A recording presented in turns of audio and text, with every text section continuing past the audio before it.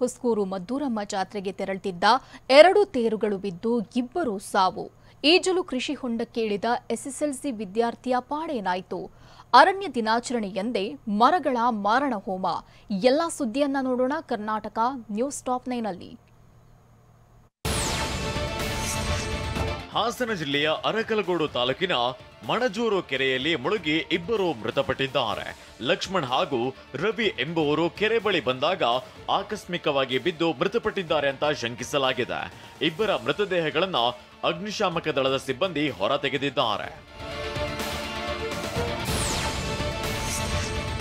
ಈಜಲು ಕೃಷಿ ಹೊಂಡಕ್ಕೆ ಇಳಿದಿದ್ದ ಎಸ್ಎಸ್ಎಲ್ಸಿ ವಿದ್ಯಾರ್ಥಿ ನೀರು ಪಾಲಾಗಿದ್ದಾನೆ. ಕಲಬುರಗಿ ಜಿಲ್ಲೆಯ ಅಫಜಲ್ಪುರ ಪಟ್ಟಣದ ಎಸ್ಎಸ್ಎಲ್ಸಿ ವಿದ್ಯಾರ್ಥಿ ಶ್ರೀಶೈಲ್ ನೀರೇಗಾರ್ ಮೃತಪಟ್ಟಿದ್ದಾನೆ. ನಿನ್ನೆ ಈಜು ಕಲಿಯಲು ಪ್ಲಾಸ್ಟಿಕ್ ಡಬ್ಬ ಕಟ್ಟಿಕೊಂಡು ಕೃಷಿ ಹೊಂಡಕ್ಕೆ ಇಳಿದಿದ್ದ.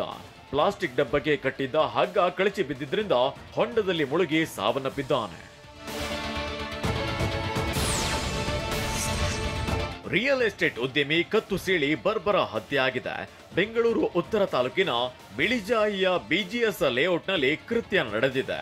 ಮಾಗಡಿ ಮೂಲದ ಲೋಕನಾಥ್ ಸಿಂಗ್ ನನ್ನ ನಿರ್ಮಾಣ ಹಂತದ ಕಟ್ಟಡದ ಬಳಿ ಕೊಲೆ ಮಾಡಲಾಗಿದೆ.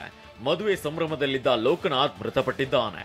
ಸ್ಥಳಕ್ಕೆ ಸೋಲದೇವನಹಳ್ಳಿ ಠಾಣೆ ಪೊಲೀಸರು ಭೇಟಿ ನೀಡಿ ಪರಿಶೀಲನೆ ನಡೆಸಿದ್ದಾರೆ. ಹುಬ್ಬಳ್ಳಿಯಲ್ಲಿ ಅಪ್ರಾಪ್ತ ಬಾಲಕನೊಂದಿಗೆ ಅನುಚಿತವಾಗಿ ವರ್ತಿಸಿದ್ದ ಆರೋಪಿ ಬಂಧನವಾಗಿದೆ. 55 ವರ್ಷದ ಸಿರಾಜ್ ಎಂಬಾತ 2 ದಿನಗಳ ಹಿಂದೆ ಅಪ್ರಾಪ್ತ ಬಾಲಕನ ಜೊತೆ ಅಸಭ್ಯವಾಗಿ ವರ್ತಿಸಿದ್ದ. ಜ್ಯೂಸ್ ಕೊಡಿಸುವುದಾಗಿ ಕರೆದೊಯ್ದು ಕೃತ್ಯವೆಸಗಿದ್ದ. ಈ ಬಗ್ಗೆ ಅಪ್ರಾಪ್ತ ಬಾಲಕನ ಪೋಷಕರಿಗೆ ಸ್ಥಳೀಯರು ಮಾಹಿತಿ ನೀಡಿದ್ರು. ಪೋಷಕರು ನೀಡಿದ್ದ ದೂರಿನ ಮೇರೆಗೆ ಪೊಲೀಸರು ಸಿರಾಜ್ ಬಂಧಿಸಿದ್ದಾರೆ. ಈ ಬಗ್ಗೆ ಪ್ರಶ್ನಿಸಿದ್ದಕ್ಕೆ ಬಾಲಕನ ಪೋಷಕರಿಗೂ ಆರೋಪಿ ಧಮಕಿ ಹಾಕಿದ್ದಾನೆ. ಬಾರ್ನಲ್ಲಿ ಕುಡಿಯುತ್ತಿದ್ದವರ ಮೇಲೆ ದುಷ್ಕರ್ಮಿಗಳು ಹಲ್ಲೆ ನಡೆಸಿದ್ದಾರೆ. ಬೆಂಗಳೂರಿನ ಮಹಾಲಕ್ಷ್ಮಿ ಲೇಔಟ್ನ ಸ್ಫೂರ್ತಿ ಬಾರ್ನಲ್ಲಿ ತಡರಾತ್ರಿ ಘಟನೆ ನಡೆದಿದೆ. ಕುಡಿಯುತ್ತಿದ್ದವರ ಮೇಲೆ ಸಂಬಂಧಿಕ ಹುಡುಗರಿಂದಲೇ ಹಲ್ಲೆ ನಡೆಸಿದ್ದು, ಗಾಯಾಳುಗಳಾದ ವಂಶಿ ಮತ್ತು ಪವನ್ ಖಾಸಗಿ ಆಸ್ಪತ್ರೆಯಲ್ಲಿ ಚಿಕಿತ್ಸೆ ಪಡೆಯುತ್ತಿದ್ದಾರೆ. ಆರೋಪಿಗಳ ಪತ್ತೆಗೆ ಮಹಾಲಕ್ಷ್ಮಿ ಲೇಔಟ್ ಠಾಣೆ ಪೊಲೀಸರು ಹುಡುಕಾಟವನ್ನ ನಡೆಸಿದ್ದಾರೆ. ವಿಶ್ವ ಅರಣ್ಯ ದಿನಾಚರಣೆಯಂದೇ 10 ಮರಗಳ ಮಾರಣ ಹೋಮ ಮಾಡಲಾಗಿದೆ.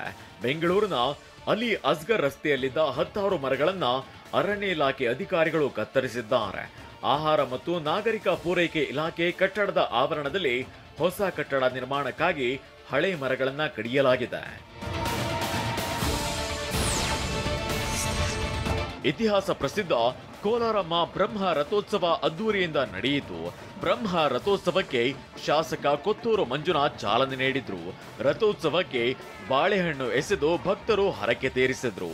ಕೋಲಾರಮ್ಮ ರಥೋತ್ಸವದಲ್ಲಿ ಸಚಿವ ಕೆಎನ್ ರಾಜಣ್ಣ ಭಾಗಿಯಾಗಿದ್ರು. ನಗರದ ಪ್ರಮುಖ ಬೀದಿಗಳಲ್ಲಿ ರಥೋತ್ಸವ ಸಂಚರಿಸಿತ್ತು.